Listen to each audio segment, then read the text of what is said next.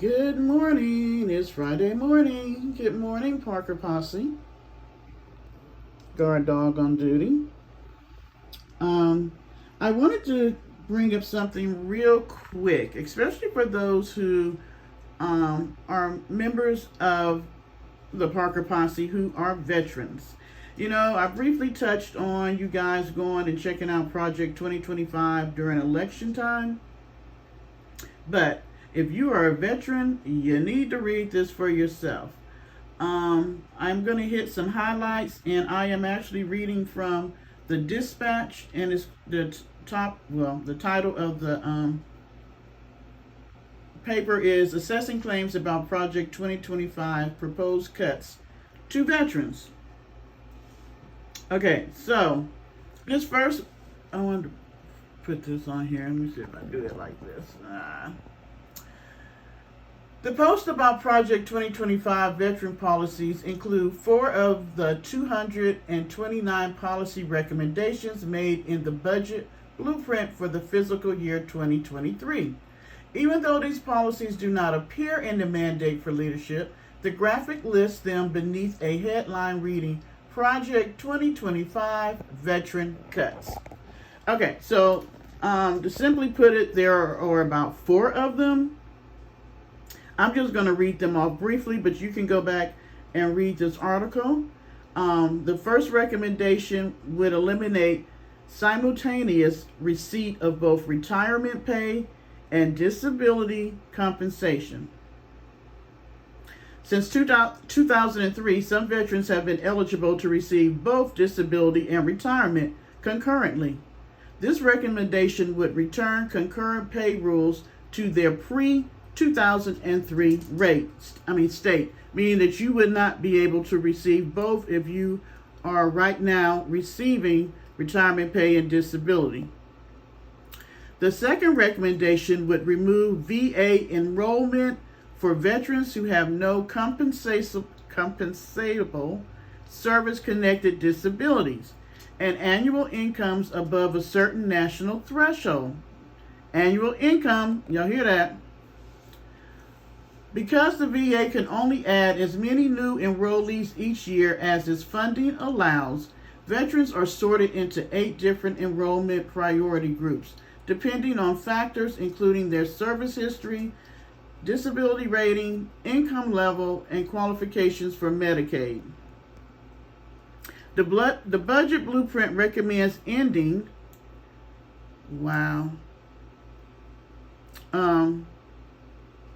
new enrollments for veterans in the lowest 2 priority groups and disenrolling those who are already in the VA system. So, if you are in income level and qualifications for Medicaid, I guess those are the 2. Well, there's 8, so I don't know what all 8 are. I would have to look that up. Let me see if I can pull it up. Let's see here. Hold on, guys.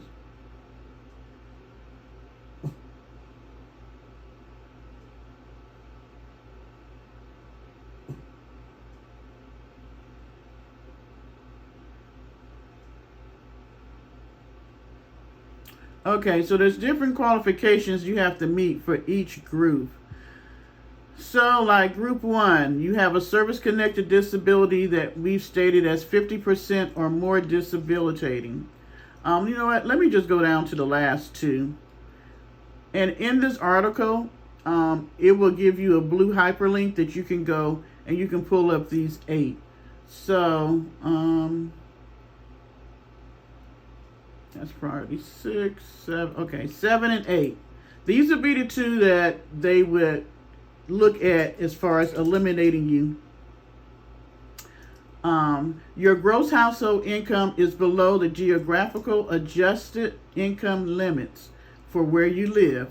You agree to pay copays.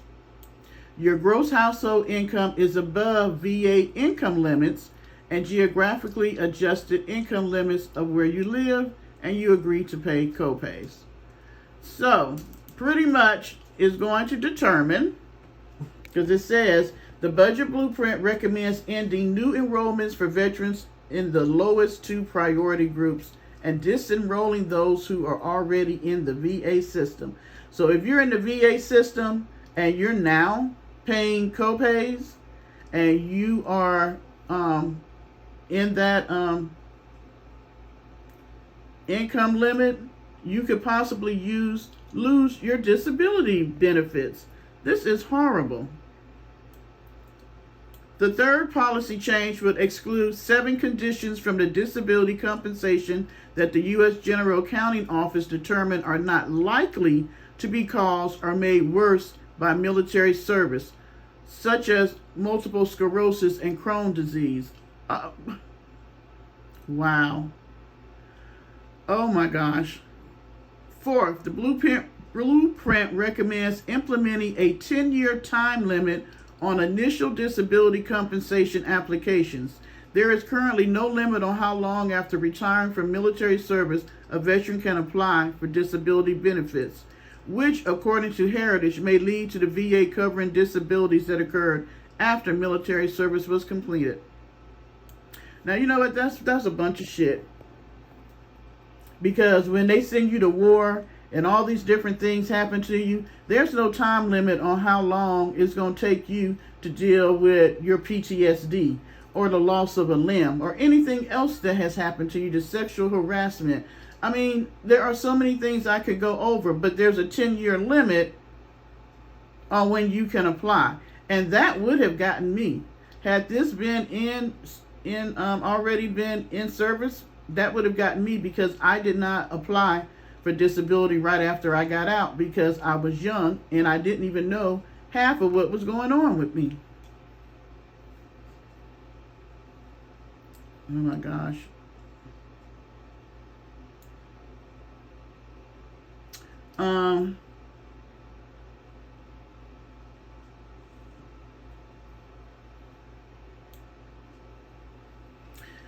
This guy Brooks, and who is Brooks?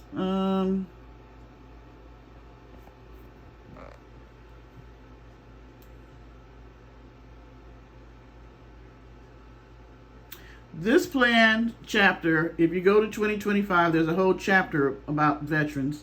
This plan chapter on the Department of Veteran Affairs was written by Brooks Tucker, a former Marine Lieutenant Colonel who served in the VA during Trump's presidency. Now, this is one veteran doing this to other veterans. Wow. I would say we should all write a letter to this Mr. Tucker if he ever gets the position back. I'm sure Trump will hire him back. But I might need to look up and see where he's at, if he got a web page or something. First appointed as the acting chief of staff for the department in April 2020, Brooks also served as the assistant secretary for the VA's Office of Congressional and Legislative Affairs and as a policy advisor in Trump's presidential transition team. In this chapter, Brooks lays out several policies proposals that the claims would advance a veteran-centric philosophy in the VA. This includes rescinding departmental policy directives that are contrary to conservative governance, starting with abortion services and gender reassignment surgery. Y'all hear that, veterans? Preparing for demographic shifts in the veteran population, strengthening the VA's community care program, and ensuring that standards established by the 2018 VA Mission Act are achieved.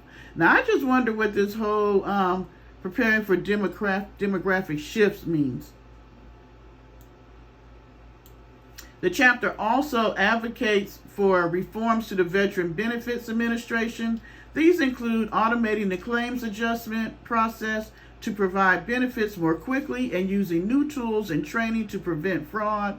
As part of these reforms, Brooks argues that the next administration should explore ways to accelerate the review and removal of disability ratings that are unrelated to military service. This review proposes already exists within the VA, but its acceleration would eliminate benefits for conditions that the VA determines are not linked to military service sooner than would happen otherwise. Wow. So people are going to lose their job They're going to have a system to decide whether or not you are eligible, which means that if you don't write up everything correctly and hit the pinpoint words that the system's looking for, you're probably going to be denied. Some lawyers are going to make some really good money. The plan also seeks to increase political control over the VA. Brooks argues that career civil servants in presidentially appointed positions should be transferred from those posts and replaced with appointees that align more closely with the incoming administrative policy objectives. Let me tell you something. Y'all better start being woke. Better start being woke. This is crazy. And one of the things they really want to do is put this in,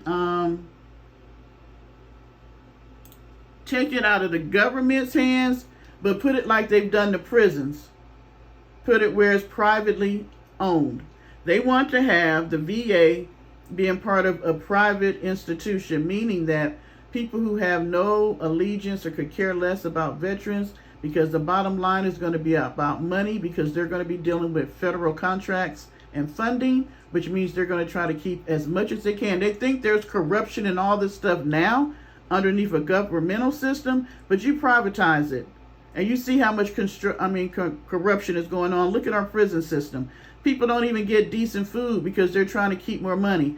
They're putting people in prison just so they can have people in the beds and make more money. I'm telling you, this is going to be a shit show. If you are a veteran, you better start doing your homework. That's my public service announcement for today. And I'll talk to y'all later, because I got plenty of topics that are just burning up in my head. All right, guys. Bye.